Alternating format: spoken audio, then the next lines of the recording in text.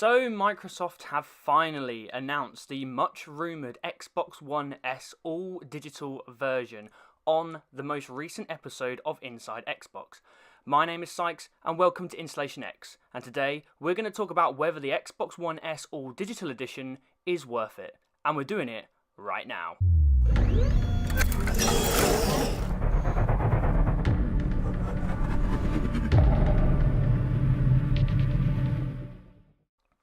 Hey guys, welcome back to InstallationX, or if it's the first time you come into InstallationX, I appreciate your viewership. My name is Sykes, and I just wanted to do a quick video based on what we saw last night on the Inside the Xbox stream about the Xbox One S all-digital edition. So what I'm going to do is I'm going to run through a couple of things, and I'm going to give you my thoughts and opinions on what I expect this to be, and what it might actually end up being for Microsoft and for us as Xbox gamers. So the first thing is we're going to get into the facts. What is the Xbox One S all-digital edition? So a couple of things. One is that the Xbox One S all-digital edition is going to be released on May the 7th, 2019. So it's going to come out before E3. So an announcement that we were expecting potentially at E3 has now been moved forwards to now. It's going to come out before E3. That probably leaves a little bit of space in E3 for other things to be announced, which is exciting.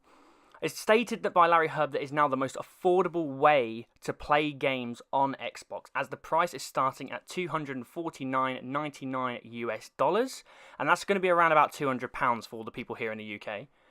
Microsoft have committed to a $50 price difference between the Xbox One S and the Xbox One S all-digital edition. Now what that means, and Larry Hub actually explained it in more detail, is that when the Xbox One S, the original Xbox One S, goes on some kind of sale, the Xbox One S all-digital edition is going to go on sale as well, and there's always going to be a $50 price difference between the two, which means the Xbox One S all-digital edition is always going to be the cheapest Xbox One console from this point on. There's going to be a 1TB hard drive, which is interesting. That's probably the norm for this stage in the generation, but it's going to have a 1TB hard drive, and it's also going to come with 3 games pre-installed, and those 3 games are going to be Minecraft, they're going to be Sea of Thieves, and Forza Horizon 3. And the last piece of information was that Game Pass deal is going to be included, and it's going to be 3 months of Game Pass for just $1, which is an absolute insane deal. I don't know really how much money they're going to lose on that. Well, they're going to lose quite a lot of money, considering it's, $10 a month. So they're losing $29 on that deal, but it's probably just a way of enticing people into it. So that's all the facts. But the important thing is why. Why have Microsoft decided to make this console in the first place? And this is just speculation because nothing was actually confirmed in the stream, but this is just a few of my thoughts. So a couple of things is that, one, it's going to generate interest leading into E3. And it was also interesting because on exactly the same day, Sony announced the specs for the PlayStation 5 and what they're expecting the PlayStation 5, well, it's not named PlayStation 5, but the rumour PlayStation 5 is going to be, and it sounds pretty impressive. So on top of that, then Microsoft then come out with their all-digital edition of the Xbox One S, and that's probably just going to generate interest in Xbox leading into E3 when they've got centre stage. Who knows what's going to happen at E3.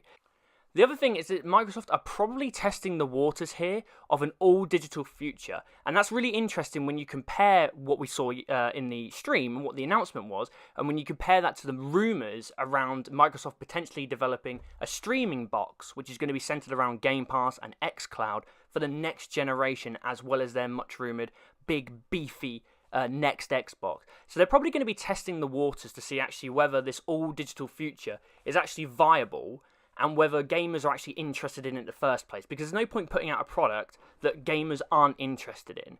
So that's probably one thing. So the other big thing is that Microsoft are now making it the cheapest way by quite a distance of actually getting into Xbox. They want as many people, not just on Xbox, but as many people playing their games, regardless of whether it's on Xbox, on PC, if xCloud gets off the ground and is successful, then on tablets and Androids and phones, all sorts of different devices, Switch, if you believe the rumour. So Microsoft are just making it easier now for people to play on games, especially on console, and by making a $250 console, £200 console, it's only going to be more affordable for gamers, and gamers are potentially going to be more interested in getting an Xbox if they haven't got one already, if it's now going to be so cheap, and people don't mind not having discs for their games. I'm one of the people who still likes to have discs for their games, but I know a lot of people aren't bothered anymore. They're kind of like, well, it's a disc, I'm not really too fussed anymore. People are happy to have games installed on their consoles now and just switch up without having to move the disc around. But we'll have to wait and see on that one. And the other big thing is that it's really, really pushing Game Pass. Game Pass has become the centerpiece of Xbox now. It's become the centerpiece of Xbox Live. And one, because it's such an incredible service. And two, it's so affordable now for people. And it's got so many games. And what they also did in the stream is they actually announced the, again, much rumoured combo deal with Xbox Live and now Xbox Game Pass, which is called an Xbox Game Pass Ultimate deal, which is now going to be your subscription, a monthly subscription of Game Pass and Xbox Live combined for $14.99 US, and that'll be about £11 to £12 here in the UK. So they're really settling on Game Pass, and they're really, really pushing Game Pass and what that could potentially leave for the console. So just to wrap up, as the title says, is it worth it?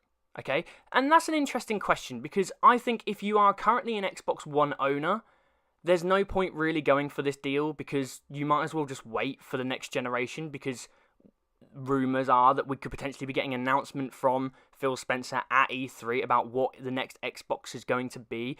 We might not get to see the box, it might be a bit early for that, but we're at least probably going to get some tech specs now, especially after Sony's announcement.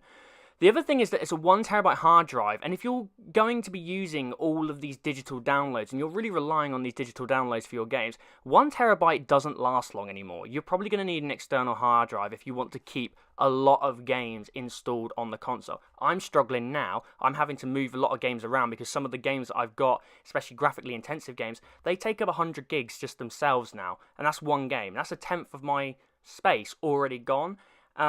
So that could be a potential issue, you know, that could be a potential issue.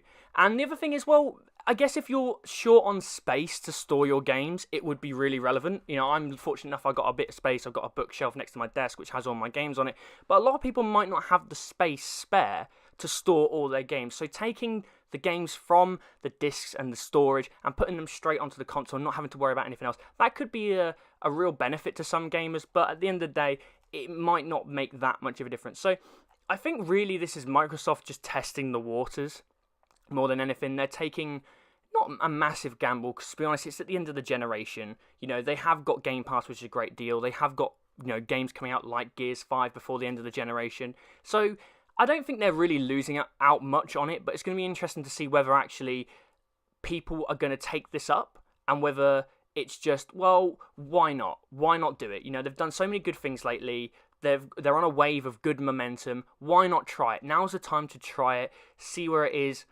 see how it sells, reevaluate it before they go into the next generation.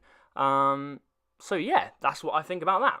So guys, I hope you enjoyed the video. It was just, again, a very, very quick crash course on what I think about this. This is the first kind of video I've ever done on giving my opinion on certain things that Microsoft have done. So if you've enjoyed it, please make sure you leave a like on the video. That would be massive benefit to me. If you enjoyed the video and you haven't checked out the channel, then please go ahead and subscribe by clicking the InstallationX logo watermark in the bottom right hand corner of the video. That would be much appreciated. Please leave your comments down below on your thoughts of whether you think this is worth the investment of Microsoft, whether it's worth the investment of Xbox gamers, your just general thoughts on this whole announcement. Please share the video around, get as much attention as you can to the video and the channel. That would mean a great deal to me. And as always, I've been Sykes, and for all things Xbox, stay tuned to InstallationX. Bye guys.